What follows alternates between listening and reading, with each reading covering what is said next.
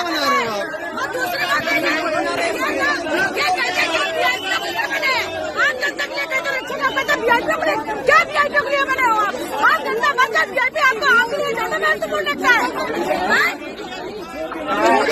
नहीं जाएगा, मत जाने दो। पीपा पुल का पूरा बर्बाद कर दिया हम लोग का टैक्स का पैसा को यूज करके।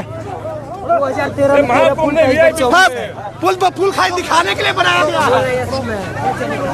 कौन सा बाबा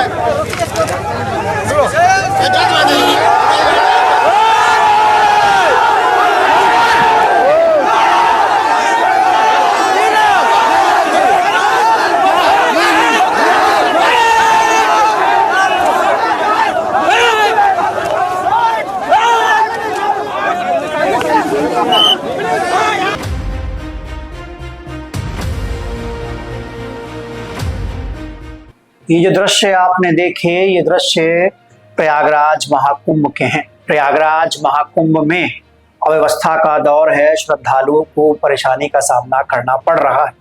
ये दृश्य कल रात के हैं और सोशल मीडिया इस प्रकार के वीडियो से पटा पड़ा है। नमस्कार, मेरा नाम है गौरव पाल, आप देख रहे हैं भारत लोक। आप सभी लोग जानते हैं कि प्रयागराज में महाकुंभ का आयोजन हो रहा है। महाकुंभ एक बड़ा आयोजन होता है। इस आयोजन में उत्तर प्रदेश सरकार के अनुमान के अनुसार 40 करोड़ श्रद्धालु पहुंचेंगे। अब इतने बड़े संख्या में जब श्रद्धालु प्रयागराज महाकुंभ में पहुंचेंगे तो जाहिर सी बात है वहां पर अव्यवस्थाएं भी होंगी। लेकिन ये जो दृश्य आपने देखे, ये अव्यवस्थाएं आम जनता की वजह से नहीं बल्कि हमारे देश के वीआईपी और वीवीआईपी की वजह से है। बड़ी संख्या में आम आदमी तो कुंभ में स्नान करने पहुंच रहे हैं, लेकिन उनके साथ साथ देश विदेश से वीआईपी, वीवीआईपी, राजनेता, संत, महात्मा, साधु, फिल्म स्टार सब लोग कुंभ में स्नान करने के लिए पहुंच रहे हैं, क्योंकि कुंभ में स्नान का महत्व सबके लिए एक जैसा ही है। लेकिन स्नान करने जाने के लिए जो रास्ता है, जो मार्ग है, वो सबके लिए एक जैसा नहीं है। जहां एक और आम आदमी को 10 से 12, 15 किलोमीटर पैदल चलकर स्नान करने के लिए जाना पड़ता है, तो वहीं दूसरी ओर वीआईपी और वीवीआईपी अपनी गाड़ी में हूटर बजाते हुए पुलिस प्रशासन के साथ धाएं धाएं ऐसे निकल जाते हैं, मानो कि उनके पास संगम की ओर से, भगवान की ओर से कोई स्पेशल इनविटेशन आया हो स्नान करने का। और इस तरीके से जाते हुए वह आम जनता को, आम श्रद्धालुओं को ठेंगा दिखाने की कोशिश करते हैं।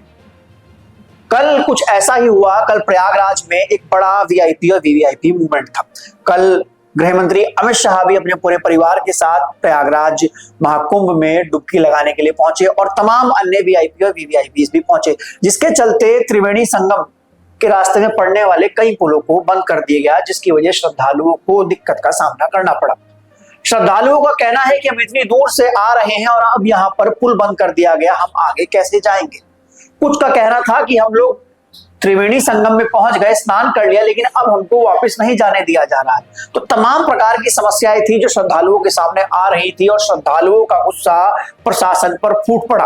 प्रशासन के लोगों के साथ श्रद्धालुओं की तीखी बहस हुई, जिसमें कई जगह पर बहस होते हुए वीडियो में देखा जा सकता है। लेकिन सवाल फिर वही उठता है कि आखिर भगवान के दर पर, धर्म के दर पर कौन वीआईपी और कौन वीवीआईपी और कौन आम आदमी?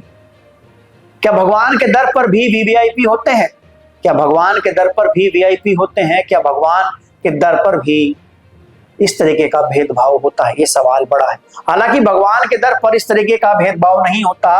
सुरक्षा की आड़ में जो महत्वपूर्ण लोग हैं उनकी सुरक्षा को देखते हुए उनको वीआईपी और वीवीआईपी मूवमेंट दिया जाता है। लेकिन कुछ लोग अपना भौकाल दिखाने के लिए भी वीआईपी और वीवीआईपी पासेस बनवाते हैं और इस तरीके से स्नान करने के लिए जाते हैं, ताकि उनका भौकाल जो है वो तमाम लोगों को दिखाया जा सके या फिर वो तमाम लोगों को अपना भौकाल दिखा सके। प्रशासन का काम होता है कि जो निर्देश आया है उसका पालन करना। लेकिन जब ये वीआईपी और वीवीआईपी कल्चर भारी पड़ता है तो जनता का गुस्सा फूटता है और ऐसा ही प्रयागराज में हुआ। जब प्रयागराज में अव्यवस्था फैली और चारों तरफ श्रद्धालुओं ने पुलिस प्रशासन के साथ बहस हुई और वीआईपी और वीवीआईपी कल्चर का विरोध किया, हूटर लगाकर कुंभ में साए साए जाती हुई गाड़ियों का विरोध किया, तो उसके बाद उत्तर प्रदेश की सियासत भी गरमाई और उत्तर प्रदेश के पूर्व मुख्यमंत्री अखिलेश यादव ने भी इस पर अपना बयान दिया और लिखा कि ये आलोचना नहीं, सिर्फ एक आग्रह है। पुलिस प्रशासन काफी मेहनत और मशक्कत कर रहा है, ऐसे में सरकार ध्यान दे कि पुलिस प्रशासन और जो कुंभ में अधिकारी ड्यूटी में लगे हुए हैं उनका भी पूर्ण रूप से ध्यान रखा जाए और व्यवस्थाओं का भी ध्यान रखा जाए। इस पूरे मामले को लेकर आपका क्या कहना है? क्या ईश्वर, धर्म और आस्था में वीआईपी और वीवीआईपी कल्चर जरूरी? हाँ, सुरक्षा के प्रोटोकॉल हो सकते हैं, लेकिन वीआईपी और वीवीआईपी कल्चर कितना जरूरी है? जो जनता का गुस्सा फूटा है, क्या वो जायज है? और क्या अब आगे इस पर कोई लगाम लगाई जानी चाहिए? आप लोग अपनी राय कमेंट सेक्शन में दर्ज करा सकते हैं।